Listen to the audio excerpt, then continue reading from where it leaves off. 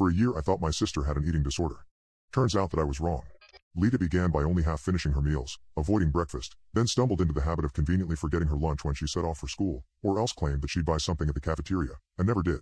I didn't get involved, then, figuring that if Lita wanted to go on a diet, then it was none of my business. But she was never particularly heavy to begin with, and when the weight loss really got going I started to wonder how I might bring it up without sending us both into an orbit of embarrassment. Things had gotten bad at home, too. Every meal was strung with thunderous tension, ending either in screaming matches between Lita and my father over an untouched plate, or else excruciating silence, Dad and I trying not to watch as my sister pushed the same forkful of potatoes around the edge of her plate. The day I burst into the bathroom to find Lita spitting food into the toilet bowl was when I finally snapped.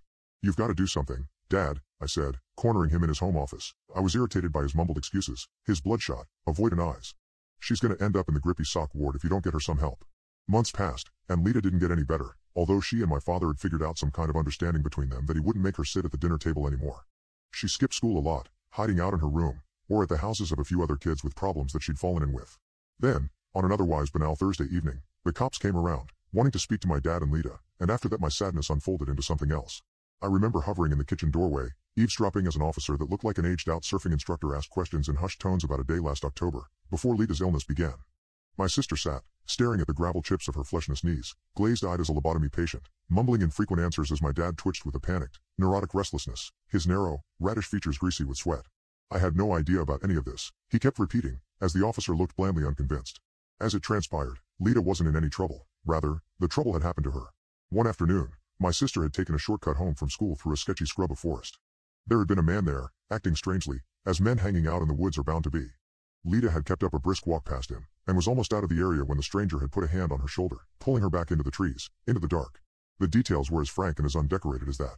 Apparently there had been some description given of the man, however, for he had recently been seen again in the area, and the police wanted to know if Lita could help with the investigation. The worst thing about that living room talk was the absolute chaotic awkwardness of it all, my father, stuttering and blinking, Lita picking at the skin around her fingernails, staring through the floor, an unyielding mute. If it had gone on another minute I would have screamed. I felt it in the trembling of my fists at my sides. In the end, I burst out of the kitchen and ushered the officer from the house, glaring back over my shoulder as my father darted into his office with obliquely comical velocity. The minute the cop was out of the front door I went to sit by my sister on the couch, watching her tiny jaw tense against the interrogation she'd evidently sensed would come. "Who the hell is this creepy fucking guy?" I asked, as gently as I could, given that I was trembling with rage. Lita glanced up, her vague eyes sharp with a sudden agitation. I'll always remember how quickly they changed, the pupils eating the irises like dying stars, the blue gone to black. "Don't," she said, firmly. "Just leave it alone, Johnny, all right?" She looked frail, and feral, almost, her hands like little fox claws in her lap. Yet in some strange way I was scared of her. There's a ferocity in people that are that close to death, an indignant anger at the degradation of mortal suffering that drives them mad. I knew, looking at my sister then, how serious her illness was, and felt myself engulfed in such desperation that I sat for a long time in silence, aware of her vast, black, lunatic's eyes upon me. Then I got up and went to confront my father, an advent that had now become a grim routine. "You're effing a hole," I snapped, kicking the wheels of his computer chair as he sat, wincing, with his back to me. "You knew what happened way before that cop turned up, right? And you didn't do anything. You let things get this bad. You don't know what I've been doing," my father protested, holding up his hands in submission. "Lita hasn't got any worse recently. I'm trying everything I can." At that moment, I hated him, this thin mockery of an adult with his blotchy, balding scalp, all blundering anxiety, his flapping inability either to seek justice for my sister, or to help her eat. As far as I was concerned, my father had sat idle at his laptop as she had cliff-dived into wounded obsession, which had perhaps been the reason Lita had taken that dangerous road home, lacking the parental steering that might have set her on another path. "I'll never forgive you for this," I snarled, unmoved by the cringing servility in my father's eyes. "And I bet Lita won't either. You're a horrible dad." I marched out of the room, slamming the door so hard against the wall that it dented the plaster. That night I had the worst night's sleep I'd known since I was 10 years old. Sometimes I dreamt of Lita, a little girl lost in fathomless trees, beckoned down to their roots by a figure I couldn't quite see.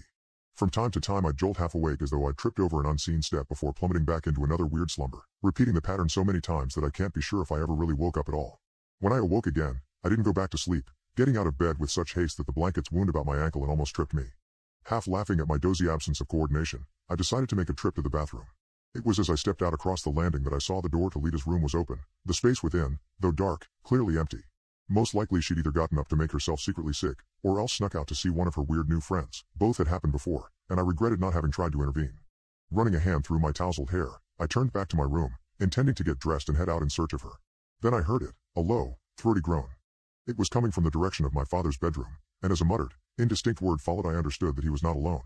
I stopped in the hallway, My gut a pit of sour consternation. Dad hadn't found another partner after my mother, who was too chronically shy to attempt the dating world all over again. If there was another person in his room with him, then it could only be my sister, and I knew that I could not in good faith leave her alone if one of them was unwell.